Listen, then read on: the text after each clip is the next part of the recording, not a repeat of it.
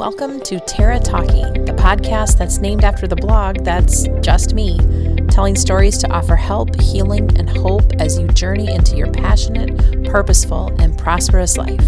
Thanks for coming along on the ride, and now on to today's topic.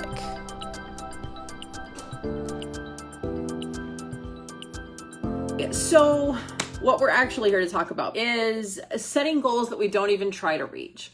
This came up in another group that I do some mindset coaching with. One of the women in there who's in here, and I'll tag her so that she can hear this response. But I thought it was a really great question, and it gave me some food for thought. And I thought, what a great topic for in here too. So I hope that this resonates with some of you. If you are in here, if you're watching with me live, or if you're watching the replay, put up an emoji if you have ever resonated with this idea that there are certain goals that you set, certain things that you tell yourself. Maybe it's resolutions that you set in New Year, or you decide you're going to start a new diet, or you decide you're going to do something in the middle of the year, right? And you're gung-ho about it. I'm going to start working out every day. I joined the gym on June 15th, and you set these goals, and you almost know in the back of your mind that it's a really, really tough goal, that you're probably not going to make it. Or maybe you do think that. Maybe you start these goals with the best and highest of intentions, but within a couple weeks, you're shifting back to your old patterns, or you're like, maybe I'll hit that goal later. Maybe I'll do this. If that resonates at all with you, I'd love to know, because I feel like for myself, this is a pattern that I used to do all of the time. I used to set goals that, for me, a lot of mine were weight loss related or eating healthy related. They could have been, I'm going to clean out the whole basement. Our basement was usually just where the toys got dumped, destroyed, any other D words. And I would set these big, lofty goals that I was going to start being and doing something that would make me different, something that would shift me out of the place where I was, that didn't feel comfortable, didn't feel good. And that by achieving this goal, I would somehow be this new person who was skinnier and ate healthier and had a cleaner basement. I would get in this cycle very much of setting these goals, and then 2 or 3 weeks in being like, well, that was fun. On to the next thing, or I'll try that again in a couple of months. And I always just told myself, this is just my personality. This is just how I am. I'm not really one of those type A people who doesn't care if I don't check off a box, or if I don't hit this goal, it won't reflect that poorly on me. So what this left me with feeling like a lot, though, in the back of my mind, was not so much this carefree sense that I was just this person who didn't need to hit goals or check off boxes, and that, oh, ha ha ha, look at me. I'm not one of those people. What it left me feeling with more was like, gosh, can you do anything? Can you ever stick to anything? Are you worth chasing a big dream?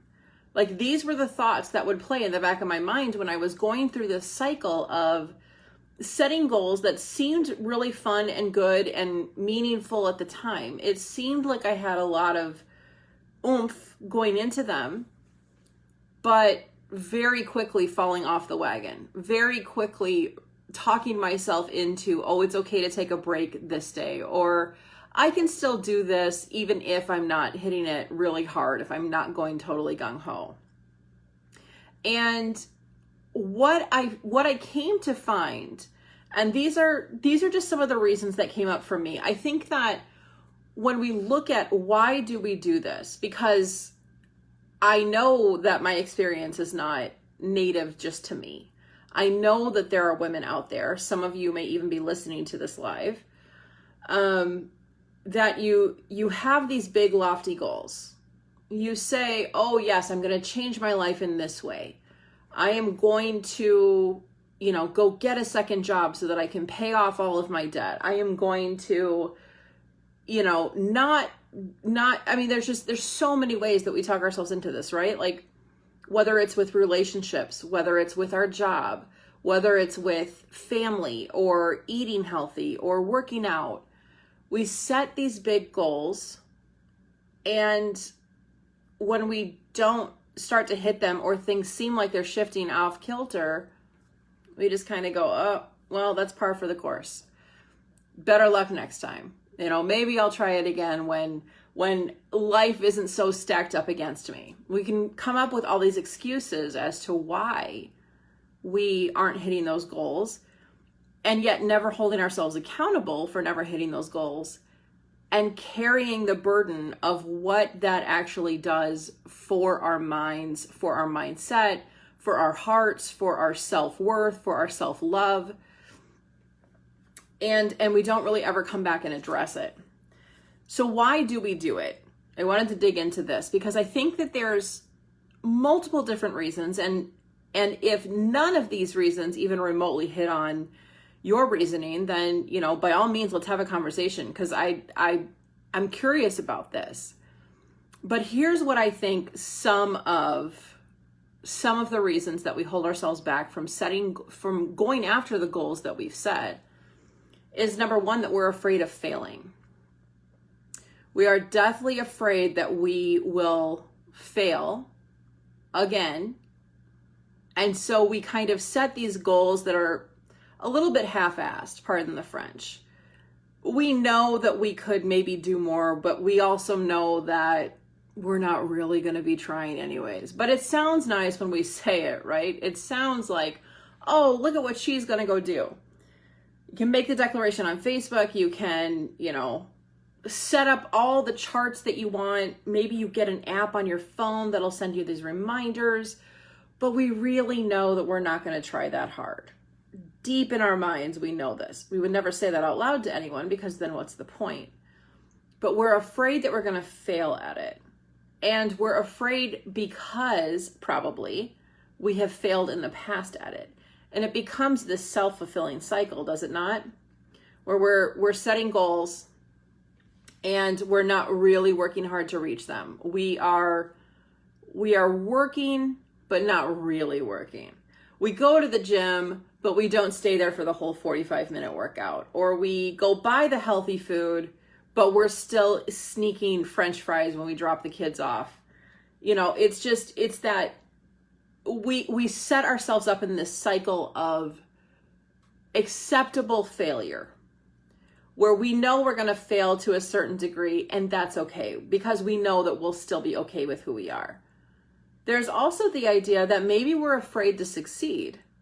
We might actually be afraid that we will meet this goal and that it will shift everything in our life, and we're not ready for that change. So I guess those are two separate reasons. We're afraid to fail, especially if we failed multiple times, and we're afraid to succeed because we don't want to deal with the changes that come along with it. The third thing I would say would be that our goals just shift sometimes. You can start out the year wanting to lose weight, and maybe by February you've realized it's not about the weight loss, it's about eating a certain way or feeling better. So sometimes we set goals that we know we're not going to meet because we start to shift. Our attitudes, our beliefs, our mindset all starts to shift. So those goals are no longer relevant. And then the fourth reason that I think this was a big one for me, and I would dare say that I think this is a big reason for a lot of women who get stuck in this cycle of goal setting and failing and goal setting and failing, is that we're setting those goals based on what someone else thinks we need to be doing. We're trying to live someone else's life. We think, oh, I can do this thing because I saw someone else doing it, or look at their life. Their weight is perfect, so I'm going to go on a weight loss journey, even if you aren't really truly motivated to lose weight. For me, just to get real deep into it, I was always trying to lose weight, and it wasn't so much because I was unhappy with how much weight I had gained through pregnancy, But I was also at the time really okay with just being who and how I was, because it wasn't like I was going out on some slob fest and eating 16 Big Macs in a row. It was just simply the way my hormones had shifted after pregnancy. But I wanted to lose weight because I felt like it would make my husband at the time happier. I wanted to lose weight or be a certain size for someone else's happiness. And I'm going to say that again for the people in the back. If you are setting goals based on meeting someone else's standards of being happy, you will never hit them because they aren't yours. Because you can't be the reason someone else is happy.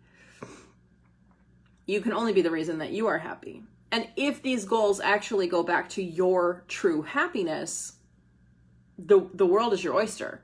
You will hit them. But it's about shifting your perspective to really truly understanding, why are you setting some of these goals, and how can you really set yourself up for the success that you are ready for? Because like I said, one of the reasons that you might not be hitting them is because you are afraid of your success. And it's because if you hit a certain goal, maybe your life will shift in some way. And maybe you're not quite ready for that. You're a little afraid of it. And those are some tough concepts to feel into. Those are the kind of things that we only think in our heads, like late at night or maybe in the shower, and we don't say them out loud. But this is the stuff, you guys. This is the stuff that holds you back. This is the stuff that makes it so that you sit there spinning your wheels, looking at everyone else around you, wondering, when is it going to be your turn? It's already your turn. It's your turn right now. But you have to be in charge of that. You have to decide that it is. So I wanted to leave you with 3 ways that I know that you can start to set goals that will work for you, that will be what you want, the way that you want it, and getting you to where you want to go. So the first one, the first key to setting goals that you are going to actually reach, is to face your fears head on. Like I just said, some people can't or haven't been able to dig into this idea that there's fears around why we act a certain way. And there just are. So many of us are like, oh, I'm not afraid of that. I'm not really afraid of that. But really? Really you're not? Because you may not be afraid of a surface level requirement. Like, who's afraid of losing weight, right? Like, bring it on. But there could be a deeper fear that when that weight starts to change, you start to change. You may have a limiting belief about skinny people only act a certain way, or I don't want to be one of those skinny bitches, you know, like you're actually afraid of becoming something that doesn't resonate with you. And that's a fear. It's a fear that you may not have on the surface. Like I'm saying, this is our limiting beliefs. This is so much of the work that I do with women in the groups, in C3C, in just one-on-one. Let's dig underneath, because of course you're not afraid of losing weight. I get that. But there's something in you that is afraid of it. And I just using that one because this was a big thing for me, that I kept setting a goal and failing and setting a goal and failing. For you, it might be something totally different, but there is something. If you are continuing to not do the work to hit that goal, there's something that's holding you back. Some belief, some voice that's telling you something. And it comes down to a fear. There's a root fear. And again, I don't mean fear in like this really negative way. Like you're like, oh. It's not love. There's fear and there's love. So you got to face those fears head on. You've got to be able to be brave enough to kind of dig into this. Like I said, there's layers and levels of stuff that could go back to being a teenager, could go back even to childhood. And I'm not going to have you lay down on the couch and tell me about your mother. You know, it's not like psychotherapy type of stuff, but there are certain beliefs and certain things that we have held on to for a long time, and it's time to get rid of them. Be brave enough to excavate into, what are you really afraid of if you hit this goal? That's your first step. The second one is to be clear about where are you really going. Really know what you want. There's so many memes and jokes about how women don't ever know what we want. If we're asked what restaurant we want to go eat at, it takes us, 20 minutes to come up with those plans. And part of it's because women tend to defer our decision making based on keeping the peace of everyone around us. So we don't really ever know. We get out of practice with knowing clearly, what do we want? Where do you want to go? What are your goals? What do you want to have happen to you today? What do you want out of this week? What do you want? You have to be clear about where you're going and get laser focused clarity around the problem, around what is the goal, what is going to shift, what are the needs there, what is the desire there. Laser clarity. Get it. That is the second tip that will help you start to set goals that work for you. And then the third and last one is that you have to be confident that you are capable and worthy of hitting those goals. Going back to the first one a little bit with the fear, sometimes this underlying fear that we have that we're dealing with is a fear that we're not really worth whatever it is we're wanting. We're a little afraid that maybe that's too far out of our reach or too far above our league. And none of that is true. And yet it can absolutely affect how we operate with our goals, where we're going with those goals. So it's really about getting that confidence, knowing confidently that you're capable, that you're worthy. Confidence comes from this deep, deep inner knowing.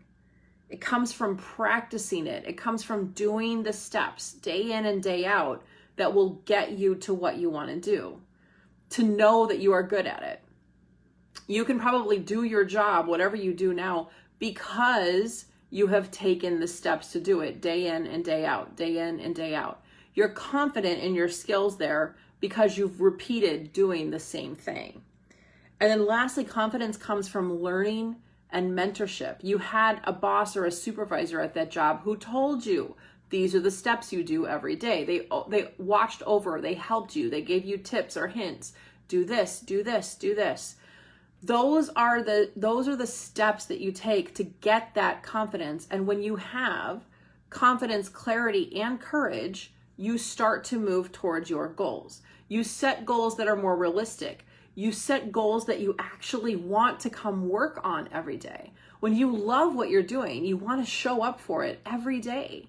Whatever that goal is, whether it is eating healthier or, working out, when you start to fall in love with who you are and where you're going again, those goals become easy.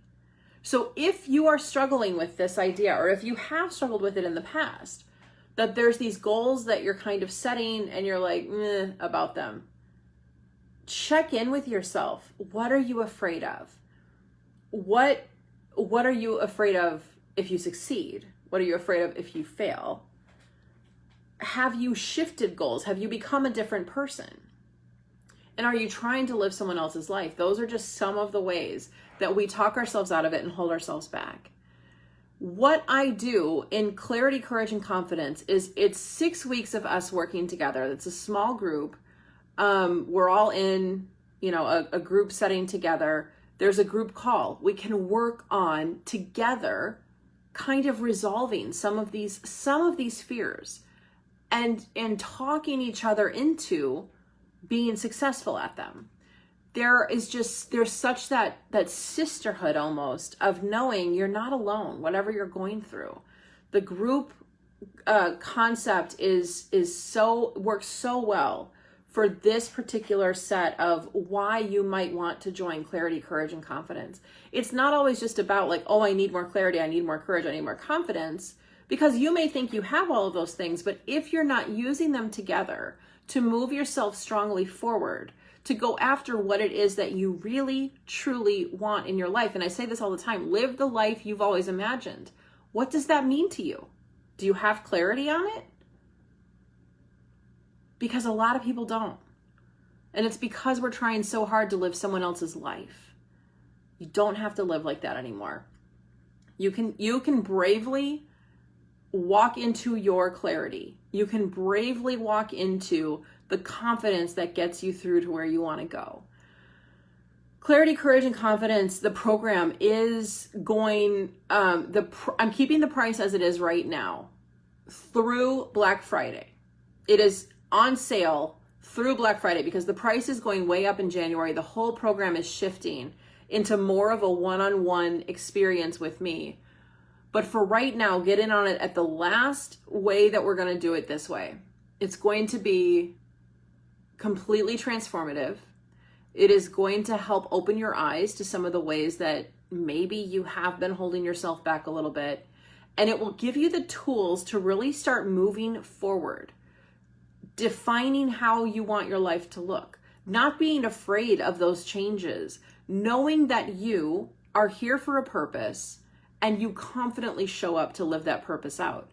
It makes all the drama, all the struggle, all the chaos fall to the wayside because you're so laser focused clear on who you are and where you're going. It is a program that I have poured my heart and my soul into, and I want for so many of you to be able to get into it, to be able to make this investment into yourself. And it is an investment, but it's because I'm not here to help you play small. I'm here to help you play a bigger game. And if I allow it to be easy, well, what skin is in the game? What will you actually do? That's exactly some of this problem with this goal setting. If it's too easy, if there's no impetus to improve, stay stuck where you are. Stay where you are. But if you're ready to play that bigger game, if you are tired of sitting there going, here we go again, another failure, another lost relationship, another night crying myself to sleep, if you're ready to stop that, let's talk.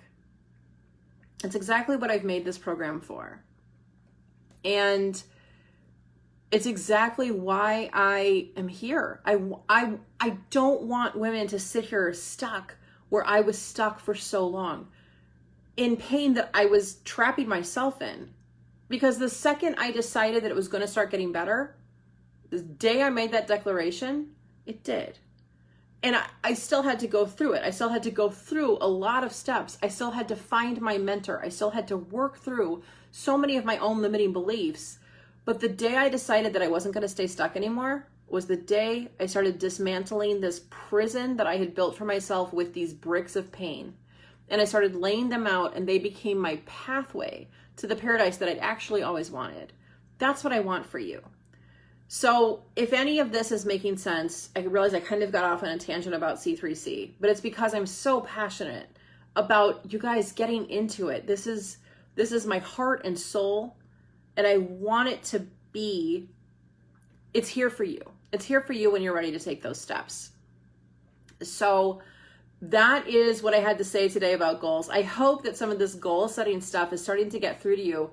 Even if you're not at a place where you're ready to set big new goals in the middle of November, and you are a person who kind of gears towards, wanting it to be start of a new year, we're starting fresh, get it all out of your system for the next 6 to 8 weeks. Take some of these concepts and start to really feel into them.